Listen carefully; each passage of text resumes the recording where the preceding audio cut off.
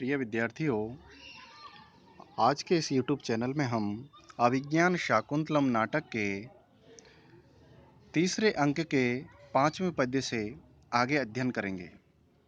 इससे पहले हमने देखा कि राजा दुष्यंत मालिनी नदी के किनारे लता मंडप के पास स्थित हैं और वो लता मंडप के द्वार पर जो पैरों के निशान हैं उनके आधार पर यह अनुमान लगाते हैं कि शकुंतला इस लता मंडप में ही स्थित है। जब राजा दुष्यंत उस लता मंडप के पास जाकर के देखते हैं तो उन्हें शकुंतला और दोनों सखियां प्रियंवदा और अनुसुईया वहां दिखाई देती हैं। शकुंतला एक शिलापट्ट पर जिसके ऊपर फूल बिछे हुए हैं उसके ऊपर लेटी हुई है और उसके शरीर पर खसखस का लेप है और कमल नाल के दलों के द्वारा उसको हवा की जा रही है। ऐसी स्थिति में राजा दुष्यंत पेड़ों के झुरमुट में उस लता मंडप की ओट में छिप करके उन सखियों के आपसी वार्तालाप को सुनते हैं। जब राजा दुष्यंत उनको देखते हैं तो पाते हैं कि शकुंतला बहुत अधिक अस्वस्थ है। अब वो क्या देखते हैं इसी के संबंध में राजा दुष्यंत मन ही मन कहते हैं। इसी का वर्णन इस 6वें पद्य में है। क्या देखिए, स्तन्यस्तो क्षीरं प्रसिथल मृणालैकवलयं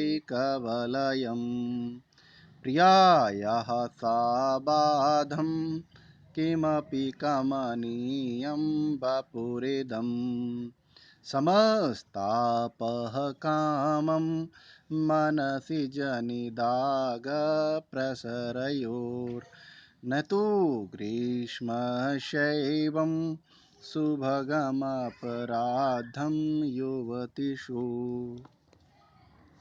आइए देखते हैं कि प्रियायाः यानी प्रिया शकुंतला का जो स्तन्यस्तोषीरम स्तनों पर जिसके रखा हुआ है उशीर खसखस का लेप और प्रशिथिल मृणाल एक बलियम, प्रशिथिल यानी मुरझाए हुए, मृणाल यानी कमल नाल का जो एक बलय है, कड़ा है, वो एक मात्र हाथ में स्थित है और साबाधम पीड़ा युक्त, यद्यपि ये पीड़ा युक्त तापजन्य पीड़ा युक्त प्रतीत होती है किमपि किसी, किंतु किमपि कमनीयम वपुरिदम, किंतु एक रोमांच सा इसके शरीर में है, एक अकथनीय सौंदर्य इसके शरीर में स्थित है। तो मनसिज निदाग प्रसरयो, मनसिज यानी कामदेव और निदाग यानी ग्रीष्म गर्मी की ऋतु, इन दोनों के, ग्रीष्म ऋतु और कामदेव, इन दोनों के प्रसार के कारण, प्रसार का जो है वो ताप कामम समम, जो ताप है वो समह समान सा है, कामम यानी भले ही। गर्मी का मौसम भी व्यक्ति को पीड़ित करता है और काम भी पीड़ित करते हैं, दोनों की उष्णता है। तो यद्यपि इनकी पीड़ा एक जैसी प्रतीत होती है परंतु ग्रीष्मशेवम सुबघम अपराधम युवतीषु, परंतु ग्रीष्मश किंतु गर्मी का, युवतीषु और वो भी युवतियों के ऊपर, अपराधम इस प्रकार की पीड़ा, एवं इस प्रकार की पीड़ा सुभगम न सौंदर्य युक्त नहीं होती है। अर्थात जो गर्मी की लू लगती है और उससे जब इंसान कोई पीड़ित होता है तो उसका चेहरा मुरझा जाता है, शरीर में पानी की कमी हो जाती है और उसकी स्थिति बहुत ही दयनीय होती है। लेकिन शकुंतला में यद्यपि ताप से पीड़ित है किंतु इसके चेहरे पर वह रोमांच है, कमनीय सौंदर्य है। इससे प्रतीत राजा अनुमान लगाता है कि शकुंतला ग्रीष्म जन्य गर्मी से उत्पन्न ताप से पीड़ित नहीं है, लू से पीड़ित नहीं है। ये ऐसा प्रतीत होता है जैसे काम भाव से पीड़ित है, इसके अंदर काम विकार उत्पन्न है। तो इस प्रकार राजा दुष्यंत शकुंतला के जो लक्षण हैं, उनके शरीर के जो प्रतीक हैं, उनसे पता लगाते हैं कि ये गर्मी का असर नहीं है। तो यहाँ पर जो शकुंतला के स्थान पर युवतीसु यानी सभी के लिए समेकित शब्द का प्रयोग किया है, युवतियों की प्रशंसा के बारे में बात की है, इसलिए यहाँ पर अप्रस्तुत प्रशंसा अलंकार है। साथ ही लू निदाग के प्रसार से काम के प्रभाव को विशेष बताने के कारण यह व्यतिरेक अलंकार भी बन जाता है। साथ ही शकुंतला के शारीरिक स्वास्थ्य प्रतिपादन के कारण न होने पर भी शरीर की कमनीय रूप कार्य की स्थिति जो स्पष्ट होने से विभावना अलंकार है, क्योंकि बिना कारण के कार्य उत्पन्न दिखाई दे रहा है। साथ ही शकुंतला के सावाद होने पर भी सौंदर्य नाश नहीं हो रहा है, यानी पीड़ित है, ताप से पीड़ित है, फिर भी उनका सौंदर्य कम नहीं हो रहा है, इसलिए यहाँ पर विशेषोक्ति अलंकार के भी लक्षण हैं। और छंद तो शिखरिणी है ही। इस प्रकार राजा दुष्यंत शकुंतला के शारीरिक हाव भाव लक्षणों के द्वारा यह अनुमान लगाते हैं। अब इसी बात को शकुंतला की दोनों सखियां प्रियंवदा और अनुसुईया भी इसी संबंध में आपसी वार्तालाप करती हैं और शकुंतला से उनके काम विकार का, उनकी पीड़ा का कारण पूछते हैं। तब वह शकुंतला अपने आप को उस राजा दुष्यंत के प्रति आकर्षित अपने आप को बताती है और ऐसा हाव भाव से प्रकट करती है। तो इसी संबंध में जब वो पूछते हैं कि आपकी ऐसी स्थिति क्यों हो गई है, पर जैसा हम जानते हैं, हम तो प्रियंवदा और अनुसुईया कहती हैं, हम तो काम विकारों के बारे में जानते नहीं हैं, लेकिन जैसा कि इतिहास आदि के ग्रंथों में हमने पढ़ा है, सुना है, उससे प्रतीत होता है कि ये काम पीड़ित व्यक्तियों के लक्षण हैं। तो राजा उनकी बात का समर्थन करते हैं कि बिल्कुल सही कहा आप लोगों ने, और इसी संबंध में राजा पुनः मन ही मन कहते हैं कि क्षाम क्षाम कपोलमानन मुर काठिन्यमुक्तिस्तनं मध्य क्लान्ततरा प्रकामविनतौ वंशौ छवि पाण्डुरा शोचा च प्रियदर्शना च मदना क्लिष्टेयमालक्ष्यते पत्राणामिव शोषणेन मरुता स्पृष्टालता माधवी। राजा दुष्यंत कहते हैं कि इसका जो आनन यानी जो मुख है वो क्षाम क्षाम कपोलम, कमजोर पड़े हुए कपोल स्थलों यानी गालों के जो पिचके हुए हैं, जिसके कपोल स्थल कमजोर कपोल स्थलों वाला हो गया है। और उरहा यानी इनका जो वक्ष स्थल है, छाती है, वो काठिन्य मुक्त स्तनम, छाती पर जो स्तन है उनको जो कठोरता है वह उनकी खत्म हो गई है, वह थोड़े शिथिल हो गए हैं। और मध्य यानी जो कटी भाग है, कमर का हिस्सा है, वो क्लांत तरह, जो पहले से ही कमज़ोर था वो और भी क्लांत तरह और भी कमज़ोर हो गया है। और अंसऊ, इसके जो दोनों कंधे हैं वो प्रकाम अत्यधिक विनतऊ, झुक गए हैं। और छवि, इसके शरीर का जो लावण्य है वो कुछ पांडुरा, पीला पीला सा हो गया है। तो मदन क्लिष्टा, मुझे भी मदन यानी कामदेव से पीड़ित, मुरझाई हुई यह शकुंतला पत्राणा शोषणेन, पत्रों को सुखाने वाले, पेड़ पौधों के पत्तों को झुलसाने वाले, मरुता यानी गर्म हवा से स्पृष्टा, स्पर्श की गई, माधवी लताएं, माधवी लता के समान ये जो शकुंतला है वो मेरे लिए सोचा प्रिय दर्शना च, सोचनीय भी है, साथ ही देखने में प्रिय दर्शना आलक्ष्यते, और देखने में सुंदर प्रतीत हो रही है। तो इस प्रकार यहाँ पर काम पीड़ित व्यक्ति का जो वर्णन किया गया है, इसलिए और उसके कारणों का भी इसमें वर्णन किया गया है, इसलिए यहाँ पर काव्यलिंग अलंकार है। साथ ही माधवी लता के समान शकुंतला को दर्शाया है, इसलिए उपमा अलंकार भी है। साथ ही श्लोक में सोच्या च प्रिय दर्शना, सोचनीय भी है और प्रिय दर्शन भी है, तो दो एक दूसरे के विपरीत जो भाव हैं, इसलिए यहाँ पर विरोधाभास अलंकार भी है। साथ ही शार्दुल विक्रीडित की मनोरमा मनोहर छटा यहाँ पर विराजमान है। तो अब शकुंतला से दोनों सखियां पुनः आग्रह करती हैं, उनकी पीड़ा का कारण पूछती हैं और कहती हैं कि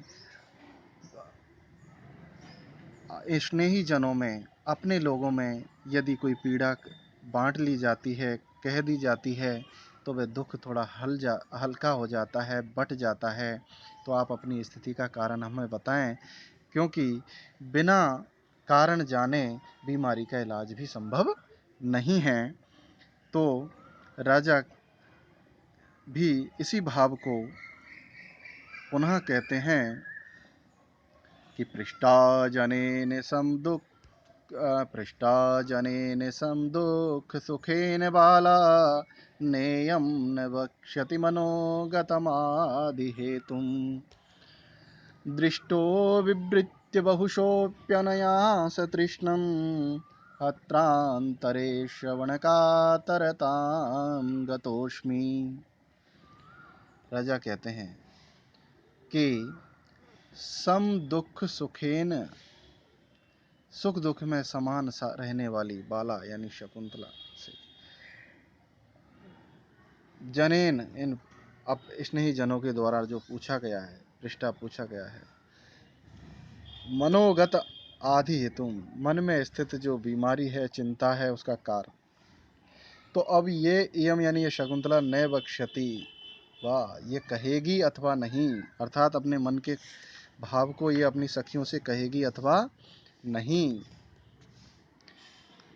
पर इतना मैं जानता हूँ कि दृष्टो विव्रता बहुशोपि अन्यया, अनया यानी शकुंतला के द्वारा, बहुशोपि अनेक बार, सतृष्णा अभिलाषा पूर्वक, विवृत मेरी ओर मुड़ करके, दृष्टा देखा गया है, प्रेम पूर्वक मुझे अनेक बार इन्होंने मुड़ मुड़ कर देखा है।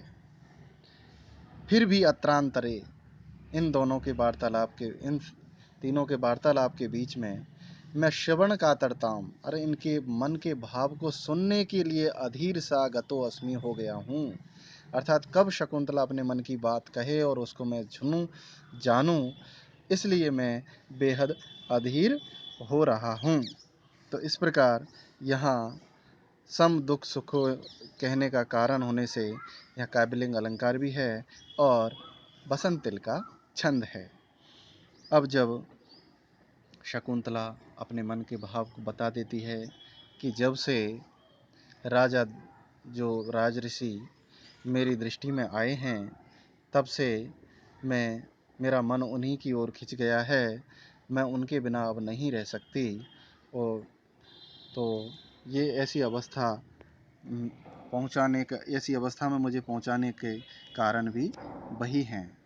तब राजा कहते हैं कि श्रोतम श्रोतव्यम, खुशी के साथ कि मैंने जो सुनने योग्य बात थी वो मैंने सुन ली। इतनी देर से मैं अधीर हो रहा था कि शकुंतला मुझे चाहती है या नहीं चाहती है, तो अब मैंने जान लिया और जो सुनने योग्य बात थी वह सुन ली।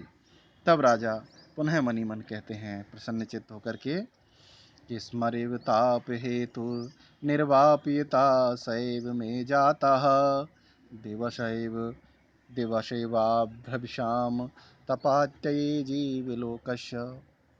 कि जिस प्रकार तपात्यये, गर्मी के ऋतु के बाद जो वर्षा काल का जो ऋतु है, उसमें जीवलोकस्य प्राणियों के लिए, अभ्रश्यामा, अभ्र यानी जो श्याम वर्ण के काले काले बादल हैं, वे देवश एव उन शांतिदायक दिनों की भांति जो स्मर यानी जो कामदेव है वह भी मैं यानी मेरे लिए ताप हेतु जो इतने समय से ताप का कारण था, संताप का कारण था, पीड़ा का कारण था, वो निर्वापिता जाता, मानो इस समय उस पीड़ा को मिटाने वाला सा वह हो गया है।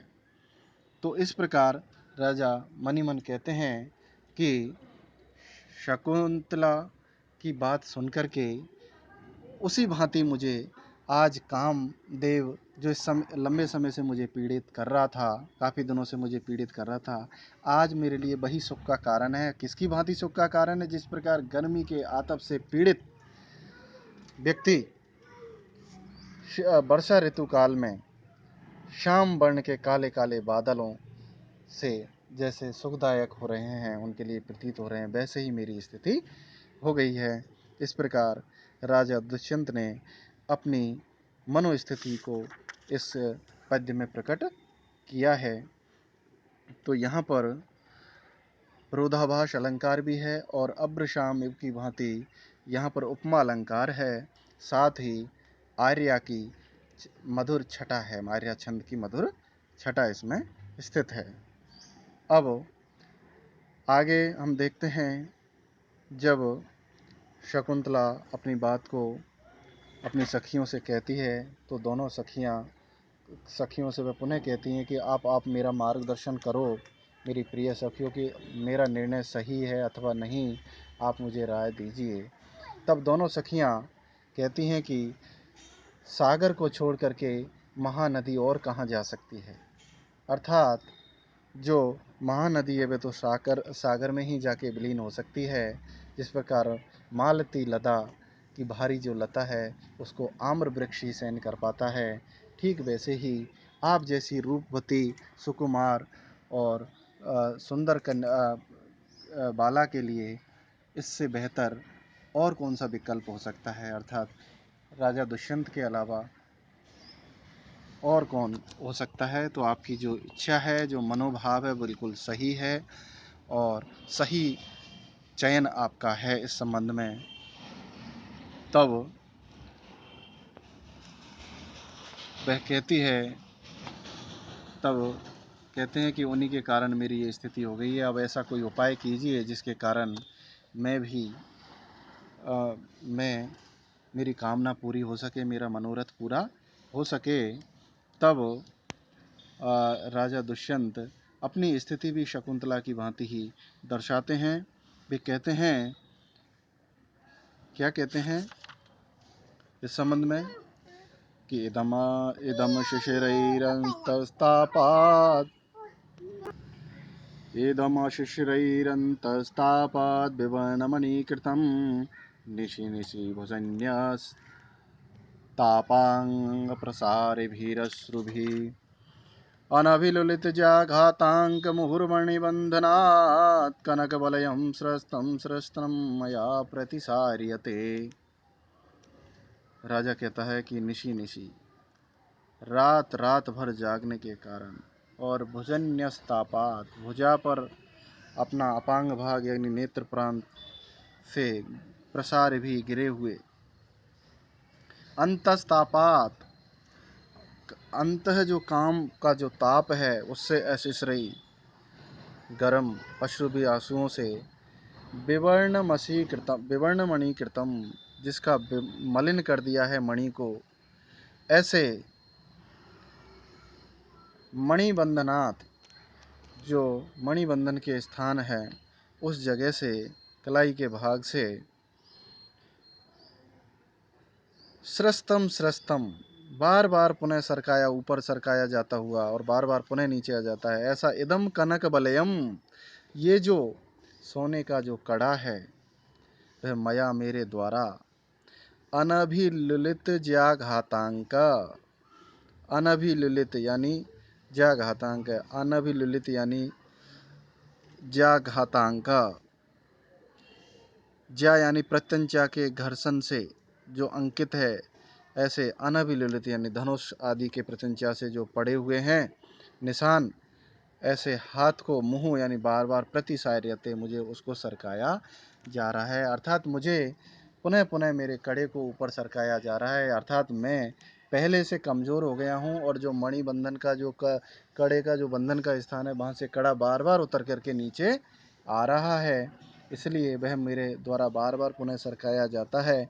तो जिस प्रकार काम भाव से शकुंतला पीड़ित है और वह कृशकाय हो गई है, तो मैं भी उसी लक्षणों से लगभग युक्त हूँ। तो यहाँ पर काम पीड़ित व्यक्ति का स्वाभाविक लक्षण यहाँ पर बताया गया है, इसलिए यहाँ पर स्वभावोक्ति अलंकार है और हरिणी नामक छंद है। तो आज के लिए इतना ही, धन्यवाद। अगले वीडियो के नोटिफिकेशन प्राप्त करने के लिए आप मेरे YouTube चैनल को सब्सक्राइब करें, लाइक करें और बेल बटन को अवश्य क्लिक करें। धन्यवाद।